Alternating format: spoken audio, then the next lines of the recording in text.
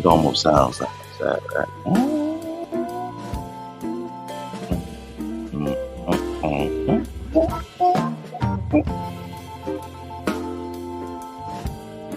Some bad shit right here. Now, this slick though. You just chilling. How y'all doing? This is your. It's a little bit better, right? How's everybody doing today, right now? This moment might be afternoon, it might be night when you're watching this. I just thank y'all for coming in for a hot little second. Now, I have been, I don't want to say dreading this conversation, but we have to talk about it, especially after the nomination of the Vice President of the United States of America, VP Harris. I'm gonna just call her VP Harris. It's just interesting that this all happened within the week of the RNC and Amber Rose, and it's kind of giving me those vibes. Like, now the RNC can prop up Amber Rose to have them speak for their conference, their convention, but the Democrats have made a terrible mistake by having Harris run as the nominee. I'm just glad it ain't Trump or Biden. Well, I won't say Trump or Biden, but now we have a clear choice. We don't have to choose between Trump or Biden. And I think a lot of people, that might factor into their vote, but this is just me. But I want to get back to this because I've been watching a few content creators and they have definitely been talking about the nomination of Vice President Harris and how black men need to almost come up in arms and go against her simply I don't know if it's because she's a woman or she's a woman of color or it's weird though that they would, and not even loyalty, but just I've seen them using Fox talking points. Fox, this is the same network that bashes black people on the regular and people of color, because I want to say she's a black person, but is she a black person? She kind of went to Howard. Not that qualifies you to become a black person, but I think you would have more experience, the black experience, going to a historically black college compared to not going to. So I think you would be a little bit more intertwined with the black community. But I could be tripping. But no, but I'm just, it's not Trump or Biden. That's the factor. That's the biggest factor. And we really can't talk about her political record because what has she been doing? She's been the vice president. Okay. But I'm saying, and I've heard that she locked up thousands of men. She was attorney general of the state of California. And what I've gathered, it was under 2,000 people that she arrested or had arrested because of those marijuana violations, and only 40% out of, I think the number is 1,956. But like I said, it's under 2,000 people that she's jailed in the whole state of California as Attorney General of California. So she has a lot of counties that she's in charge of, but that doesn't mean she's overseeing every single marijuana case. We got to kind of look into this with I won't say perspective, but a little bit more knowledge of the situation. You just can't go off of these random statements.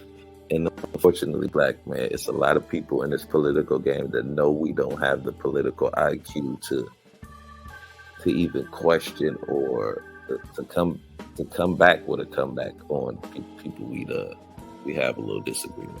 But we have to get politically smart, and hopefully we can do that in the next couple of months. I think this will be a real good chance to start engaging black men into the political game. I was hoping that Obama kind of did that a little bit, but nevertheless, I think this is, if anything good comes out of this situation, it will bring more black men to the table of trying to understand politics. Now, the first thing is, if you don't know the three branches of government, you got to start. You got to get going. How many senators and how many congressmen you have in your state? Not a senator question. That's a tricky one right there. I shouldn't have told you that. But you have to start looking into things like this. to understand the nuances. Because just because Harris or Trump becomes the president doesn't mean anything, especially depending on how Congress is. If Trump becomes president and it's Democrats who run the House and the Senate, then Trump is going to be a lame duck president, and vice versa. If Camille becomes president and she has Republican House and Senate, she's going to become. Well, she has the possibility of becoming a lame duck president. Which means is that the Congress and the Senate won't pass any laws, or you know what I'm saying, won't start the process of legislating any laws so that the president can pass such laws. So that's all going to be a fact. And she's a woman. And the one thing that's going to trip Republicans up with is this Roe versus Wade thing, man. She's going to literally say she's protecting women's rights, and Trump and them are trying to take those rights away. Literally. She's going to have I won't say she's going to have the evidence, but she's going to point to the fact that he had Roe versus Wade taken off the books. So, I mean, this is going to be a real uphill battle. And even some of the polls I've looked at, one of them, it had Camilla up. And now she was only up by 2, but you got to think about that. Biden was down by 6 points. Camille's only been in the race for 3 days. She's already raised $81 million in her first 24 hours, which is a record. Now, she's going to have a lot of momentum. She's probably going to have Taylor Swift, Beyonce, everybody. But man, don't get frustrated. This is a great time. This is a great time to engage with women. I'm going, you know how much I'm going to use that line? I'm voting for Harris, baby. How you doing this? How you doing tonight? You all right? All right. Yeah, you voting for Harris? Okay, that's right. Don't let me stop. But this is a great opportunity, guys. It really is. It really is. Be cool. Don't get upset.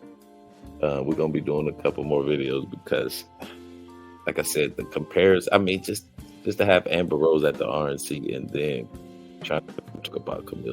And I got to say this before I get up out of here. I know a lot of people say that she slept her way to the top. And my retort to that would be, well, if she did, it worked, didn't it? You know, I've known, not saying that I know them personally, but I've known women who sleep for men for less than that.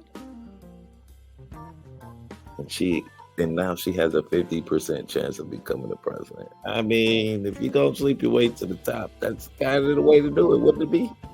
Can't knock her for that, right? If it is true. But I don't believe that. I don't believe that she slept her way to the top. Like, who would she sleep with in Congress? So you saying she slept with somebody in Biden's camp to become vice president? What about the Attorney General of California? She had to sleep with somebody to do that. What about the senator? She had to sleep with all these people. You know, so I don't know. But let me get up out of here.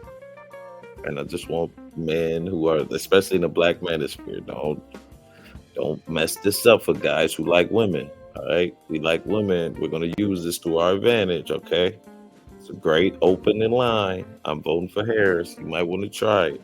Let's try it. All right, let me get up out of here. And as I always ended, remember, without you, there is no more. Thank y'all so much for joining me on my little speak cloud. It was under 10 minutes, about 10 minutes too. Okay.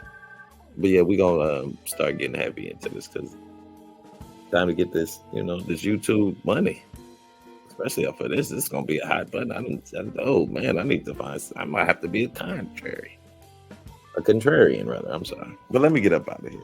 Y'all have a good one. Peace.